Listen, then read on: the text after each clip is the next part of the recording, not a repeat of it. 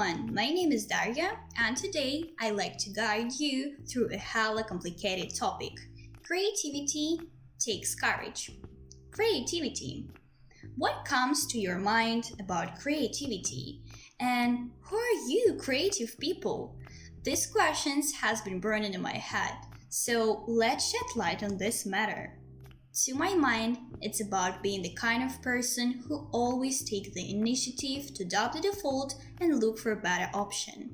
It means to provide your mind with a space to roam while ignoring your inner critic. And it means to make the leap from nothing to anything. Creative people are always in the process of exploring and creating something truly original and often work around the clock. They have a bunch of ideas, tons of them in fact, but what is more important, they take action to champion them. Let's have our eyes on the guy who invented light bulb. Edison made thousands of attempts and tried hundreds of materials to come up with a much smaller number of masterpieces. No doubt he was afraid of failing, but he was even more afraid of failing to try. As a result, he fought tooth and nail it. Edison turned his numerous efforts into an opportunity to boost his creativity. But sometimes, our best creative ideas come when we least expect them, as it happened to Newton, who was struck in the head by a fallen apple. Now you may be wondering, how did this guy created his great theory without doing a whole lot?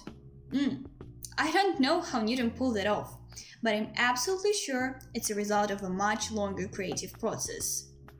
However, there is always someone who will question your genius, and it takes guts to resist such people. So don't stop, just ignore them.